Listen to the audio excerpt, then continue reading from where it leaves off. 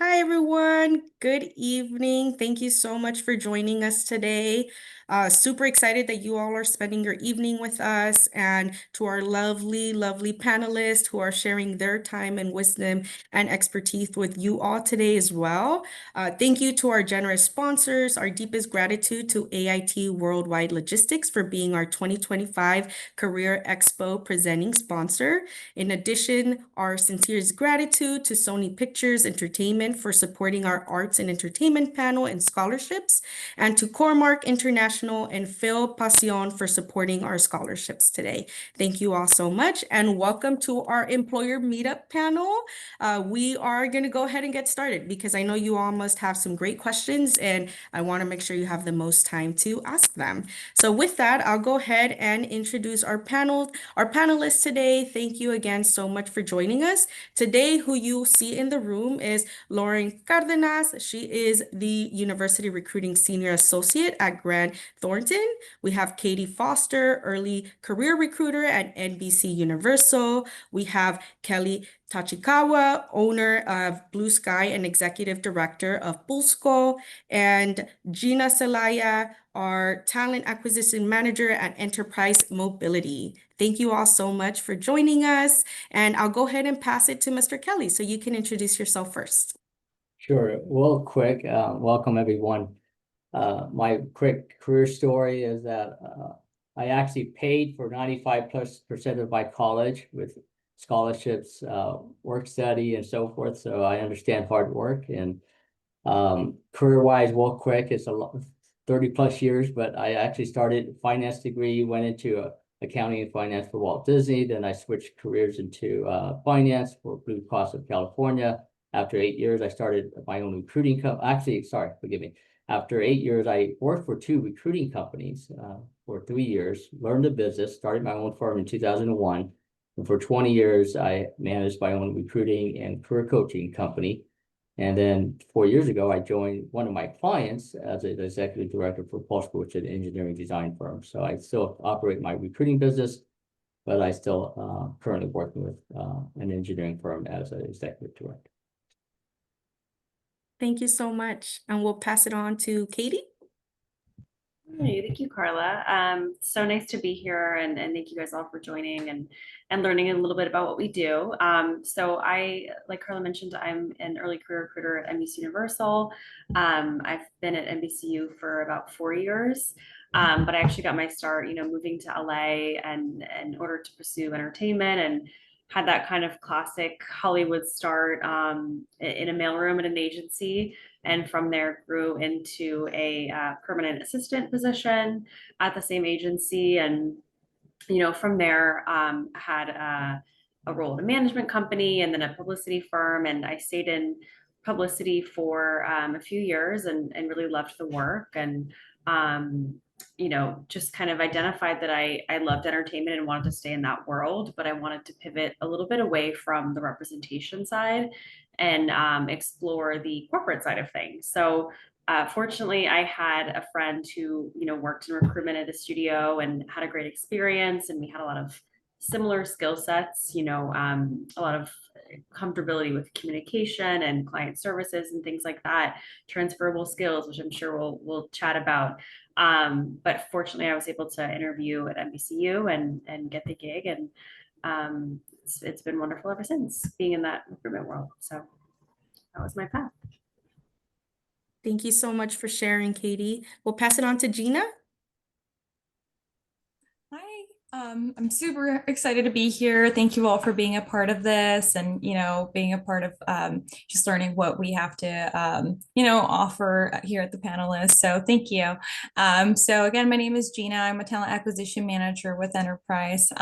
I started my career with Enterprise about 4.5 years ago. I worked my way up through the management trainee program. So that's kind of what we recruit for, and worked my way up.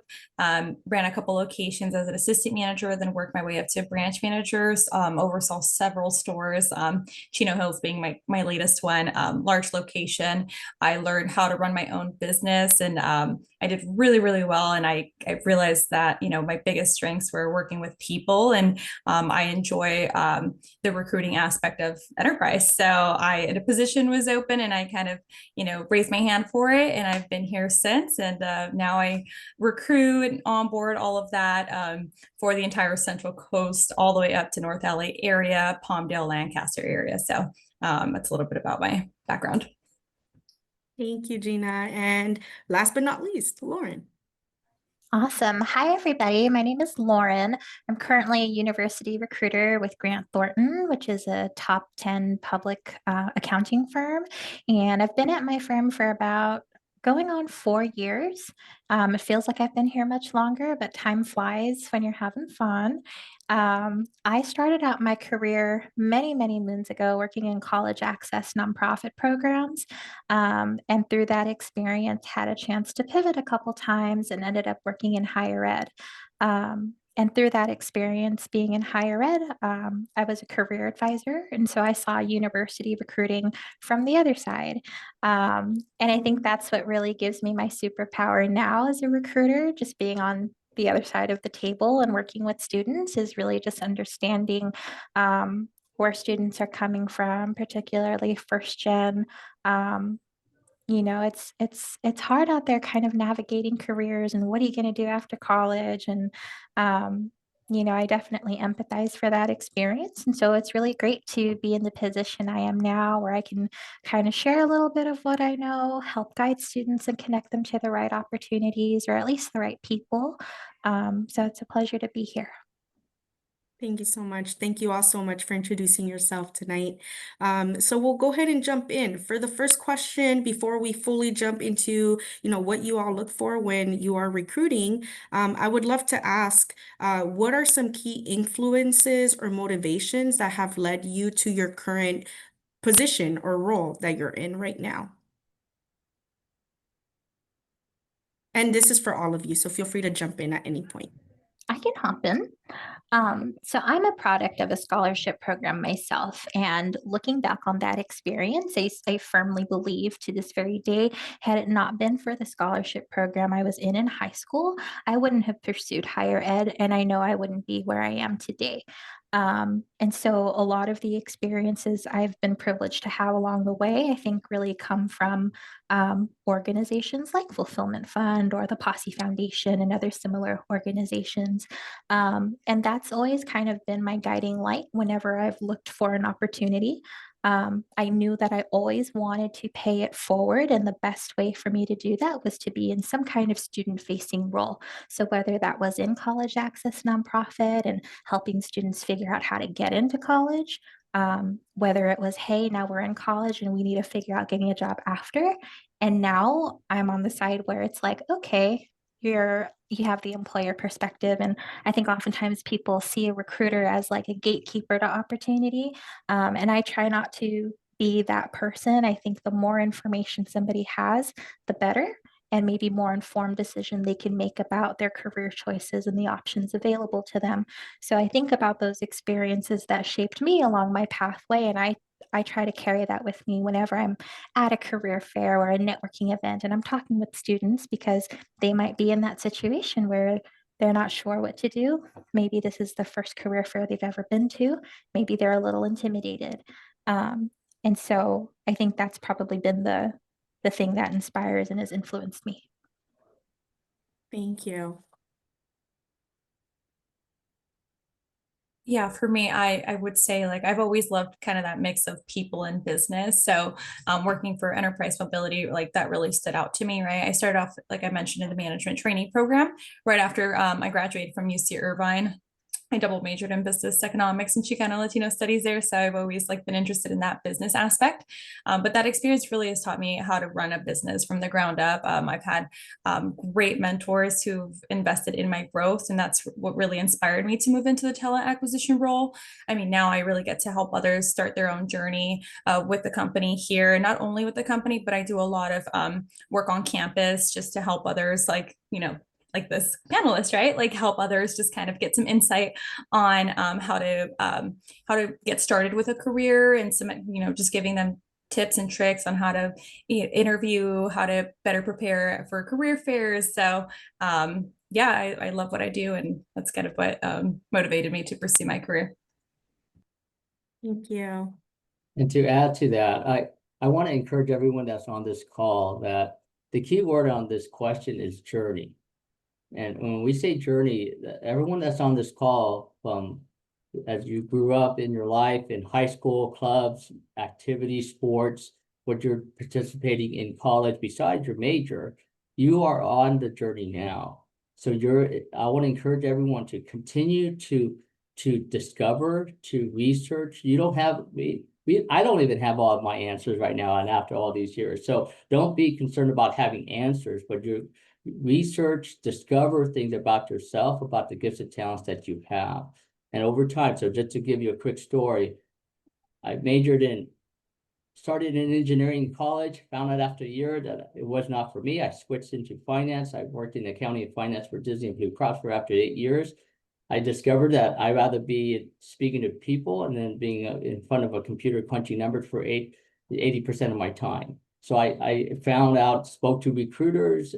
I found out there was a former recruiter manager, the former CPA that was working for Blue Cross. I invited him to lunch. I didn't know him. Someone told me he was in the field. I invited him to lunch. We had lunch. I asked him about pros and cons for that field. I switched into recruiting. After 3 years, I started my own firm. So, and that's part of the journey. And so your journey will be different, but I want to encourage you to continue to ask questions, to meet people. I want to encourage you that you already took it one step being on this Career Expo, and continue to search that out and participate and ask questions. And we could get into networking later, but I just want to encourage you all to do that. So. I love Kelly's point about research too. I always loved film and TV and had that passion. But I think I really started to take it seriously as a career goal when I started paying attention to the business side. And for me, that meant, reading the trades, paying attention to things like upfronts and TV ratings and pilot season, even as far back as high school. And the more knowledge you kind of gain and collect and seek out, it'll create this investment in what you're doing and what you're pursuing, even if it ends up being a different path or taking some twists and turns. I think knowledge and just enthusiasm for things that you're pursuing will just kind of create an organic engine. So that would kind of be my advice, is to just be curious and seek out that information, really get to learn, the corner that you're trying to be in. Thank you all so much. And you all, as you've shared, right, from your journey up to this point, you've had different experiences. Your current role, you meet so many people, especially in the hiring process. And we would love to know from you all in your respective roles, what what do you look for when you're reviewing applications? And what is helpful for, our students today to know what makes a quality application that stands out to you all in your respective roles? Yeah, I mean, I can speak on this a little bit. I do probably about 20 interviews a week. So I go through so many applications, but I mean, to keep it kind of simple, I look for just somebody who takes initiative, consistency, and just that personality a little bit through the application process. Honestly, I think a strong application really tells your story clearly and connects your experiences to the role that you're applying for. So being able to connect, that application, whether it be your resume or anything else that you include, a cover letter, like really, moving a couple things specifically for the role that you're applying for. I can't tell you how many applications I get, and sometimes it'll say another business and I'm like, okay. So taking that extra minute to really review your work, and just focus on your accomplishments and how they demonstrate teamwork, leadership, customer service. So yeah, I mean, there's just, those are a couple of things that I kind of look through in the application process. And I know we'll probably talk about follow-up and all of that, but I think follow-up is really strong. Doing your research on the company. So it shows a lot through the application process, those who have done their research and those who haven't. Yeah, there's so many different touch points in the application process. So I'll kind of just focus on like the first piece, which is the resume. At the end of the day, that's the first thing that I see as a recruiter for the most part. And so presentation is really important. You want to make sure that it's organized, it's streamlined, it's error-free, it's professional looking, and that should really be a top priority.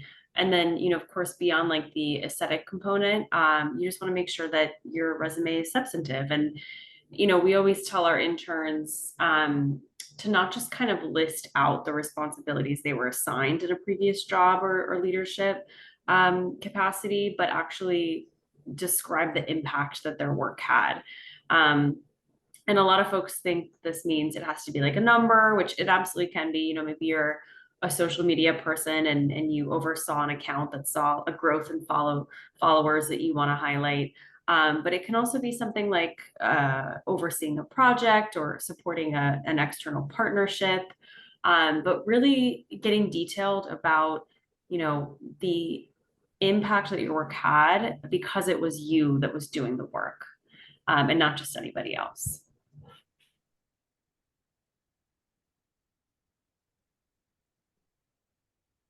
Thank you, Katie.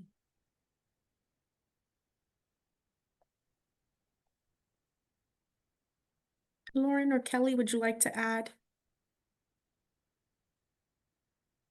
Just to add something real quick, I think to piggyback what I believe the two mentioned, to quantify, not just to list your achievements and accomplishments, you could quantify by cost savings, time savings. It could be how you manage a project in school. It could be other things like that. But to piggyback further on into the interview process, be prepared to speak on it. So one thing is writing it on your resume, but to be confident and articulate what the accomplishment and achievement was and is. And that will actually differentiate you from the other candidates, because many candidates I've seen do not identify their achievements, accomplishments, and they don't even mention it in their interview, let alone their resume. So that will help you through that process. So. Yeah, and I ditto what everyone's already shared. Thank you so much. Thank you. And on this point, you all actually lead me to my next question, right? We do have a lot of students in, at Fulfillment Fund who are getting ready to graduate, or have already entered the job market because they recently graduated this last spring. As keeping that in mind, what are potentially some transferable skills that they can showcase, or that you have seen in application that does stand out to you that is on there? Many of them maybe don't have an internship, right, related to maybe entertainment or the arts. But what are some experiences or transferable skills they can really highlight that would stand out to a recruiter? Yeah, I can go first. So, I mean, everything counts, right? It could be class projects, any group leadership, volunteer work, community service, and you're even just showing that you're balancing like school and a job, right? So those experiences really show skills like communication, problem solving, time management, your flexibility, all of that. So, the key is just to connect what you've done to what an employer values. And I think a lot of times when I'm in the interview process, a lot of candidates will say, well, I've never had leadership experience, but, you know, I did have this class. So like having the confidence to be like, no, I took this class. This is a project that I led, and this is how I've been able to show my leadership skills. So not every job will necessarily ask for that experience through a job, but there's so many things that you can pull from like your work, your school experience, and that you can really like solidify a strong answer during that interview process and on your resume. Yeah, I definitely agree with that. I think the other thing that I will add is, oftentimes students may discount or not see the value in service work. Like maybe they've worked in a restaurant, or maybe, they've worked in retail. And sometimes, I'll talk to folks and they'll say, well, that's not really real experience. But then we dig a bit deeper and we start discovering things like managing conflict or managing certain customers and personalities, and how do you keep people happy, and how do you keep a team functioning so that you can hit your goals or your target or what have you. And so as I think when folks begin to think about their experiences that way, when they can pull out and identify the interpersonal skills, some of those soft skills, um, I think those are the things that can really help you shine, like on a resume, and then certainly within an interview process. Because I know in the work that we do, where I'm at, everything is relationship based, and we're always focused on our clients and trying to deliver the best quality service possible. And so when folks, have that background because they come from retail or service sector, I think that kind of gives them a little extra, they have like a little extra appreciation for that aspect of the role, because it's not always the number crunching and the data analysis and all of that. Like we have tools to do all of that. It's more of the care in terms of how do you build and maintain the relationship and inspire trust. So don't ever underestimate those types of experiences. And to add to that, um, as you're preparing for an interview, as you're researching the company that you're planning to interview with, and also reading through the job description, you could decipher from the job description what soft skills they're seeking. So you take that, and then I'll give you a real life example. I actually hired a graduate from, I'll say, Fullerton, engineering degree, zero experience. She worked for Build-A-Bear while she was going to college for 6 years. She was promoted to assistant manager. And I looked at her background. We have a project manager role, engineering role, that had to deal with customers, suppliers, technical projects, and managed projects. So I looked at her resume. So I want to give this example. I did not discount at all her experience at Build-A-Bear. That was one of the reasons we hired her, because whether she was assistant manager, so one thing, she was promoted, so that tells me that she was someone that was ambitious and wanted to continue to learn and grow. Build-A-Bear, if you think about it, they just retail. They have inventory, so they had to deal with the corporate office and the inventory. Obviously, customer service is number one, so they had to deal with customer service. She also had to manage staff, so she had to manage people. In addition to that, she had to manage the operations of the business, and also the financial piece of the profitability of the store. So you break it down to whatever experience you may have that's on all the students here, maybe working at Target or fast food or this, it's a business. They have operations, they have inventory, they have customer service. So think through that process and really be proud of that experience, actually, and you could build on that. And definitely those are talking points in any given interview. Yeah, I think everybody shared some really good advice and examples. I think for internships, especially, transferable skills are everything. And if it's any consolation, like a lot of our teams that have interns aren't expecting their interns to know how to do everything, because it's a learning opportunity. So there's that knowledge that there will be a teaching component, and a lot of the hard skills, as we call them, can be taught. And then it's those soft skills, which again, I think it's kind of funny that they're called soft skills because they're so crucial. Are the kind of special things that you're bringing to the table that are harder to teach, frankly. So definitely highlight, the cashier job you had at Trader Joe's that you were, you worked during a peak holiday period and had to balance, this fast pace with customer questions and concerns, and just kind of describe your ability to multitask and prioritize and things like that. And the only thing I'd add would be to just really weave them into your bullet points versus kind of having a separate skill section listing your soft skills, like listing out communication, time management.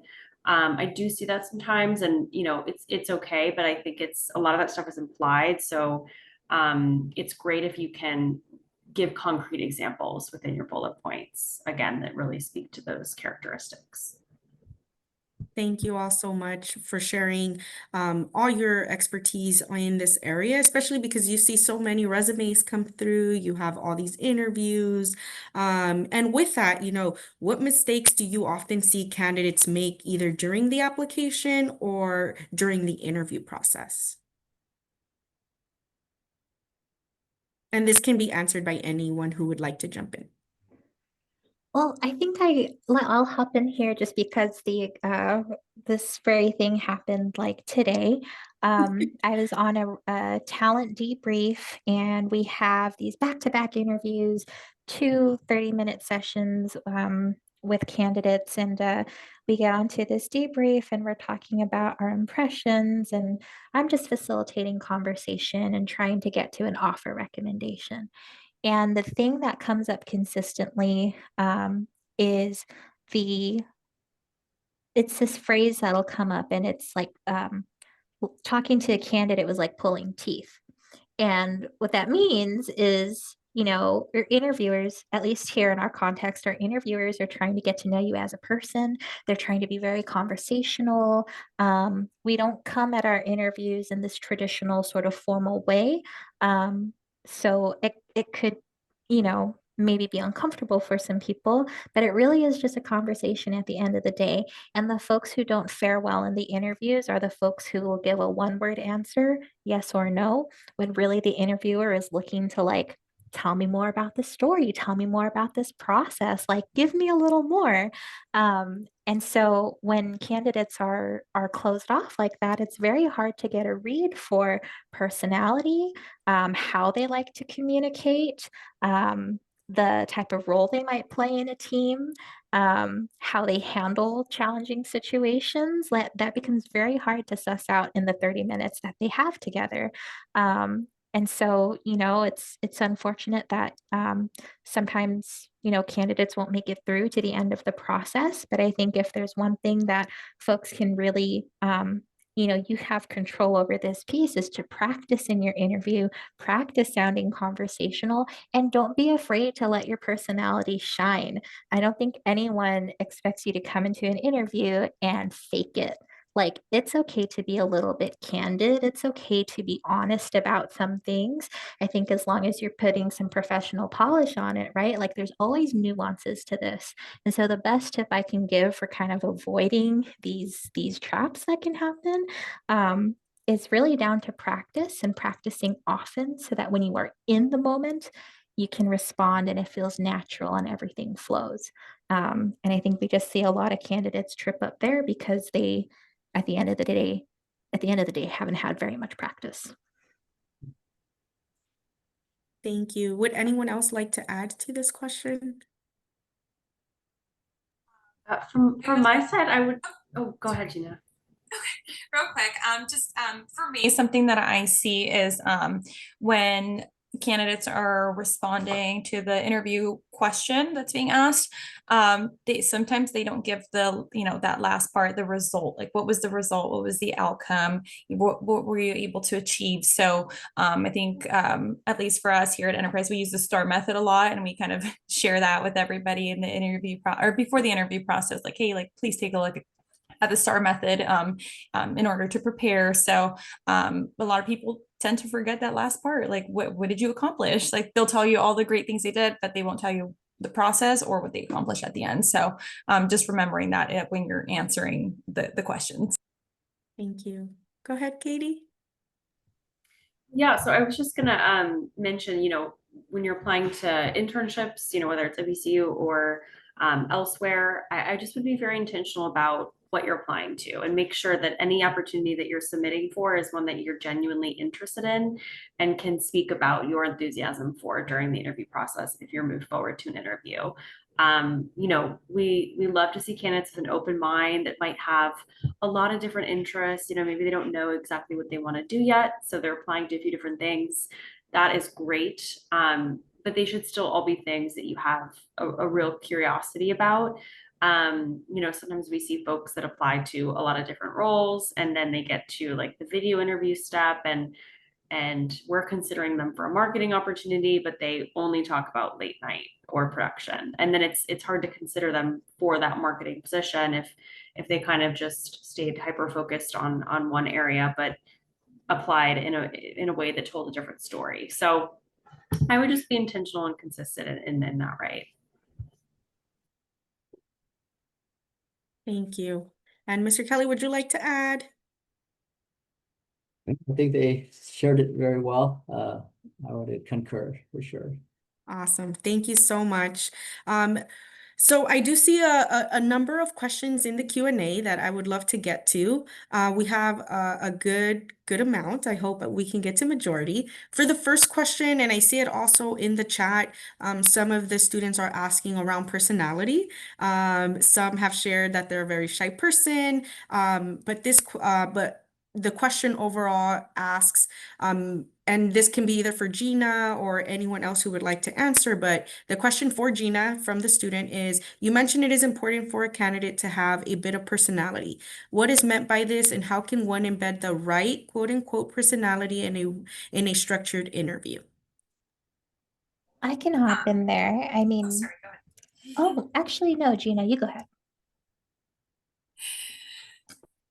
Yeah, so I mean, personality can be shown in so many different ways in the interview process. You don't have to be the bubbliest, the loudest in the room, but I think what Lauren mentioned earlier was really important, that for us to not having to pull teeth, right? So personality just shows in your ability to articulate and make conversation. So this comes with a lot of practice, honestly. So make sure you do mock interviews beforehand.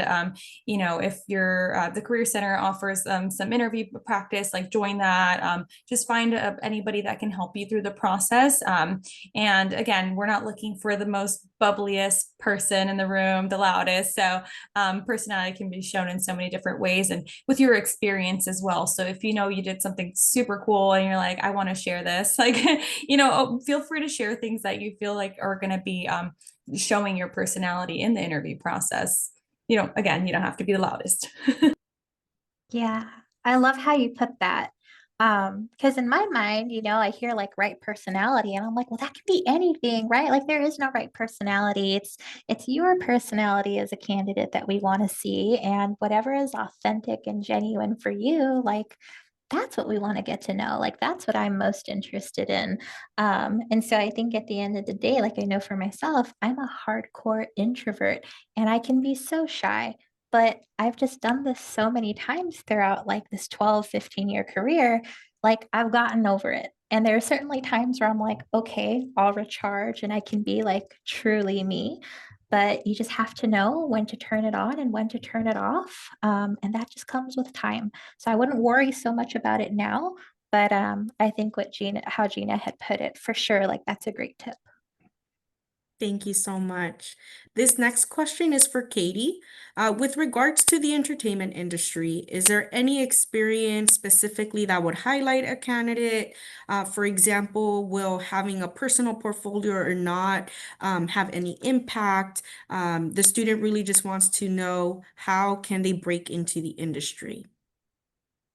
Yeah, that's a great question. I mean, everybody that breaks into the industry starts out having very little or no experience in entertainment. So it's totally okay if that's the case. If you're like me and applying to a mailroom position at a talent agency, I had no entertainment experience. I wasn't somebody that was like making short films in my spare time, but I highlighted those transferable skills from working in retail, from doing theater, things like that. I think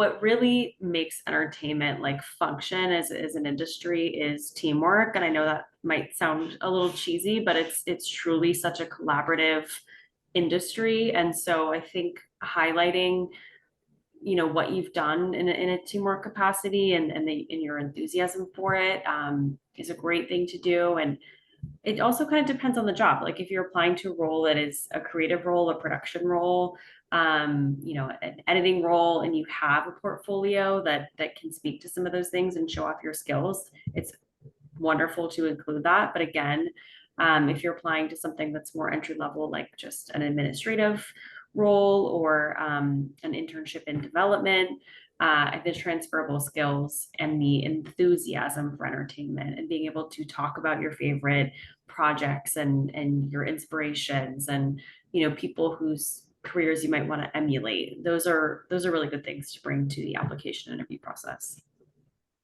Thank you so much.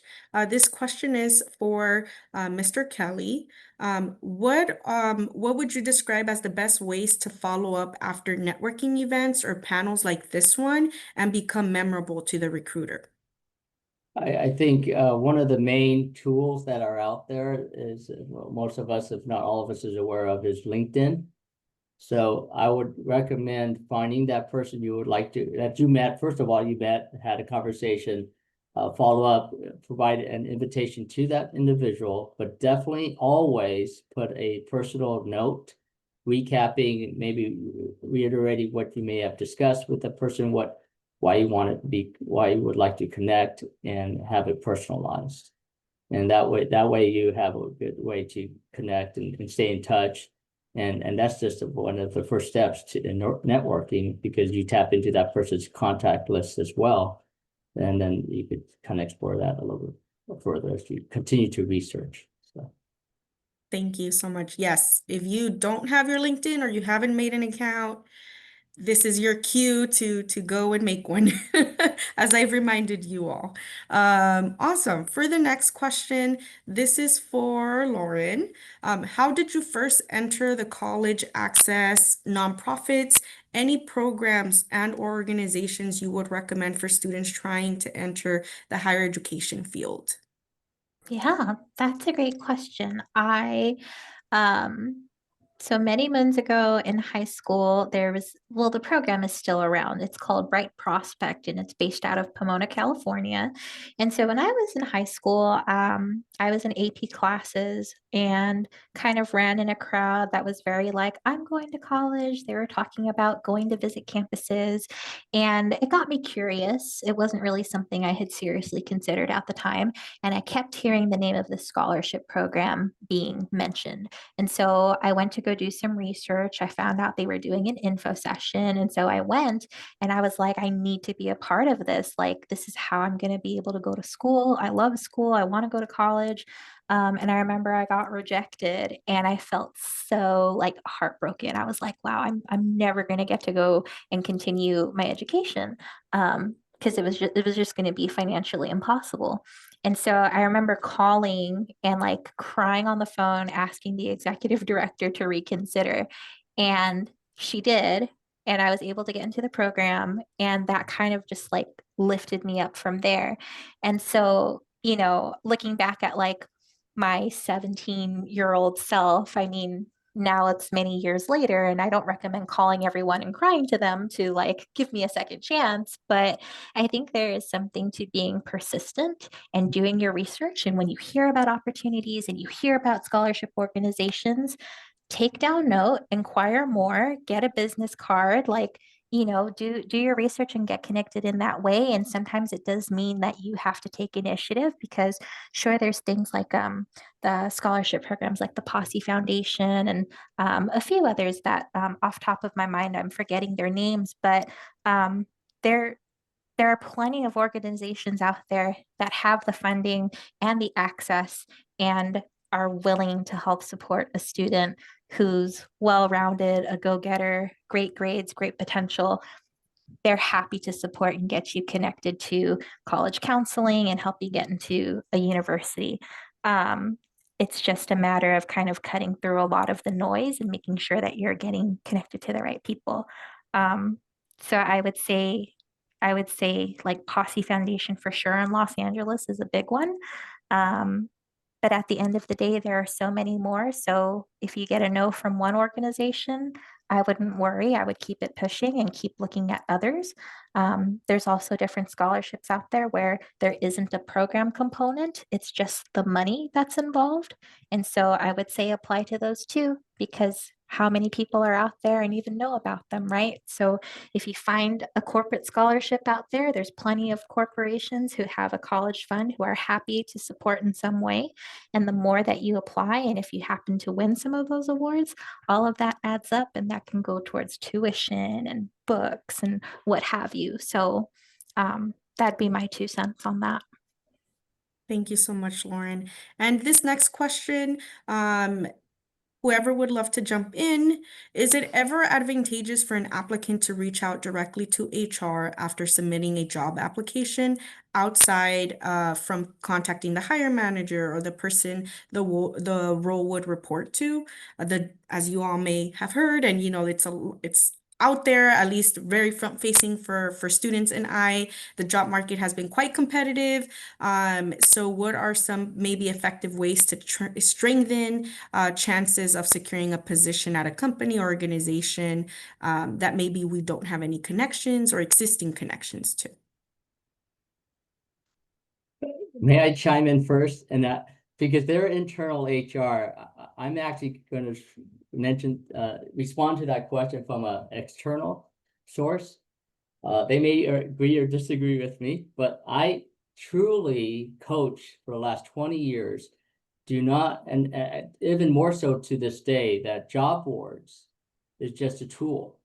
And many of these companies are using it in different ways. Some may be very efficient and some not very efficient. And they may not even have the manpower or the resources to continue to source out all the resumes that being applied to many jobs that their respective companies may be looking to fill. So I share with candidates that, or people that are searching for jobs, to do your research. Definitely apply to the job the way that the employer is asking. And then you could research on LinkedIn if you're connected, look for the person who's hiring. Maybe it's a recruiter, maybe it's an HR person, maybe it's the manager, director, VP of that, and try to network and connect with that person. It's not asking about the job, it's just connecting with that person. But pick up the phone, call for HR, say, my name is so-and-so, I applied for so-and-so position, and that I was just following up professionally to find out the status. You may get someone saying, well, thank you for the call, but if they're interested, they'll call you. That's okay, that's standard. You may actually get somebody on the phone that say, wow, that's been a tough position to fill. You already did apply online, so now they could find you very quickly. And they may actually forward your resume. They may even say, hold on, let me speak to so-and-so. But you never know. But I will share with you, I'm pretty sure that 95+% of the people that are looking for jobs do not do that. But you have to do it professionally. And maybe the others could speak on that. But it doesn't hurt. Like I think it was Lauren said that she called, you don't take no for an answer. Or be professional about it and maybe approach it in different ways. Thank you. Would anyone else like to add? I think Kelly said everything like on point. I would like to add, I mean, if you're going to be emailing HR or anyone else, I would say just be intentional about it, right? Be intentional, do your research. And I mean, at the end of the day, they'll probably still send me that email like, hey, this person reached out to me. But if you really made an impact, they might be like, oh, wow, this person was great. Like, I think you should maybe reconsider or maybe look into them a little bit more, do some research, but just be intentional with it when you reach out and be mindful of people's time. So make that impactful. I'm curious if I could reverse the question of the panel. How often do you have candidates call or email? Yeah. Is it high or low? I would assume it's very low, but I could correct me if I'm wrong. Oh my gosh, Kelly, I have people in my inbox every day, and phone calls is less. But my Wow. work number is out there. So if they get an email from me, like they could call me, it's fair game. If someone calls, I will pick up. But yeah, my inbox is slammed right now. And I'm the type of person who is like, I'll respond, like I will take the time. It might take me a week or two. But I try not to let things go that long. I try to do it within 48 hours. But yeah, it's tough. But I will say, like, the intentionality piece is important because I'll have people who are like, hey Lauren, I just met you and we spoke and I applied. I just want you to know that I applied. I'm like, okay, cool. And then I'll look at the application and I'm like, totally irrelevant, not the right major, not the right graduation year for this opportunity. And unfortunately, that's going to have to be an automatic decline. But then I do have some situations where folks are like, hey, I met you last year in an event. I'm still looking for an opportunity. Was curious if you had time to chat because this is what I'm looking for. And if I have the time, I'll more often than not, honestly, I am just making the time to connect with candidates, but I know not every recruiter can or will do that. So that is just unique to me. Um, but yeah, I feel like I'm always talking to candidates all the time. Yeah, I get quite a few emails and LinkedIn messages as well, which I like. I think Kelly, really covered a lot of sentiments that I agree with, which is you want to apply formally and keep things super professional, but it doesn't really hurt to go an extra step. Um, you know, it's worth trying different avenues, especially when the job market is tough. So you're not always going to get a response. It might not result in an interview or a job, but I think it's worth trying. So yeah, I think that was good advice. Thank you all so much. And for the insights, right? That you don't get a lot of phone calls or you do get so many emails. I think that's super helpful for them as they, try to think about how to stand out amongst you all. Awesome. So we are coming down to the last, 15 minutes, and I want to make sure I give you an opportunity to be able to talk about, right, the trends, right? I know everyone talks about the trends and industries changing, and I think it's important for them to hear from recruiters firsthand. What trends are shaping your industry right now, and how should students prepare for them, if there is any, or what you're noticing potentially in your line of work? And this is for you all. Jump in. So Go Oh, ahead, go Kelly. ahead. No, go ahead, Katie. I keep jumping in, so you go. No worries. We're just super aligned. I love it. Yeah, I mean, I think the important thing to remember with trends is that they come and go and they always circle back around. So, while it's important to absolutely be aware of like emerging technology in your industry and, what types of mediums are really being embraced, for entertainment, it might be the fact that like there's kind of this movement towards short form, with content creators and things like that, that are buzzy. But I think what can help you be like trend proof in a sense is just remaining curious about everything and not just paying attention to like what's kind of coming up, but also having that historical knowledge of the industry that you're going into. A lot of people are so focused on what's next or trying to predict the future, and I think it's also important to know where the industry is coming from, because again, a lot of trends do circle back around, and I think just having that balance of like historical knowledge and interest in the future is just a great balance to have. So yeah, keep your toolkit, kind of diverse in that sense. All right, I'll chime in now.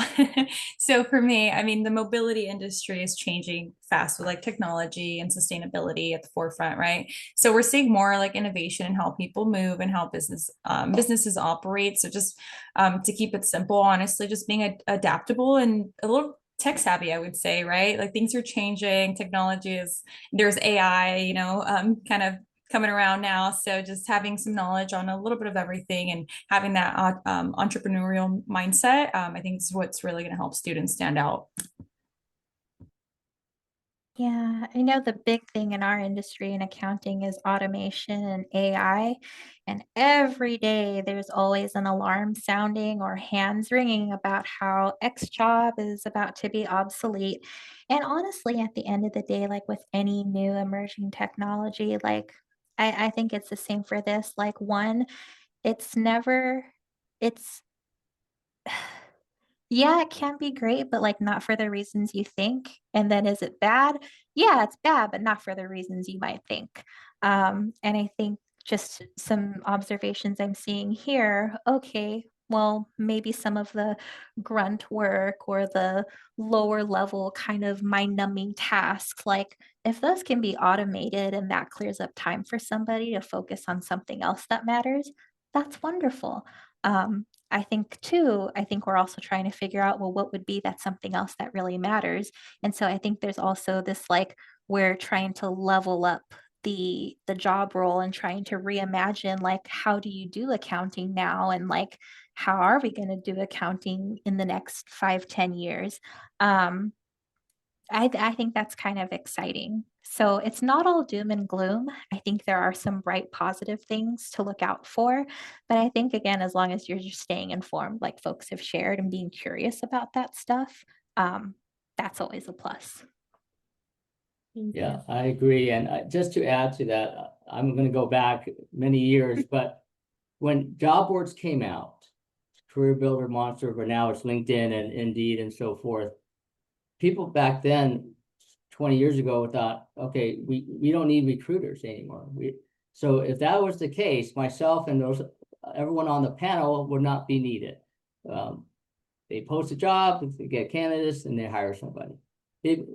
So job boards are real now. AI is very real, not to discount the technology. And to Lauren's point, it's exciting, but it does not replace the people, the process of connection, and hiring is based upon the fit of the candidate with the company. There's no perfect candidate, no perfect company, but there's a match. So the trend, I think, would be not to follow the trend only. Do not discount job boards, networking, LinkedIn, career fairs. You want to do it all, actually. You can't focus on one or two. You really, truly want to time manage, plan it out, but spend time in all those different areas and not to discount 8 of those or eliminate some of those areas in your job search. And with the same lines, once you get an interview, again, that's the people aspect, right? They called you because of your resume, maybe an application, but now you're in the interview. So what others mentioned, when you're in the interview, show your personality, but be professional. And one thing I wanted to add to that was whether you're shy or you're outgoing and loud, you want to show your personality. But one tip I would give you would be in the interview, whether it's one person or a panel of 5 or 6, you have to read the room. And when I say that, it could be a group of people that's so quiet and they just have a set have questions and a process. So if you're outgoing and verbose, you want to tailor it down a notch or two, but be yourself though, always, but tailor it down. And if you're in a group where they're just loud and they're just jumping in, then and if you're shy, you kind of just want to raise it up 1 or 2 levels. And I think Lauren, mentioned this, is practice. So it truly is practice. So what I just shared, you have to practice that with friends. If you're shy, just kind of jump in a conversation and start working through that. But be always yourself. And I think that's going to make a huge difference. And know your story, know your journey. But it has to tie back to, though, don't ever forget, it ties back to the company you're interviewing with and the job and position. Somebody mentioned like marketing, but they were talking about production or this or that. You have to tie it back in. Otherwise, you're going to lose your audience. But you could captivate your audience if you stay true to that. So. Yeah. Thank you all so much for your time, wisdom, and expertise today. We absolutely appreciate it. I wish there was more time to ask you all more questions. This was super, truly amazing. We had a number of questions from you all that was asked and we couldn't get to, but rest assured we will have a part 2 of this. So please enjoy the rest of the sessions today, everyone. There will be a short survey once you close this session that will pop up for you. Please ensure to complete that. It'll take less than a minute to do so. Please please, please thank our panelists today. And remember, right, what they mentioned, connect on LinkedIn, make sure it's intentional. Share a little note in that LinkedIn connection when you send it. And yeah, we'll connect very soon, everyone. Thank you for your time today and enjoy the rest of the evening. Thank you. Thanks so Thank you much, so Carla, and much. Thanks, everybody, and everybody. our audience. Have a good one. Bye, y'all. Bye.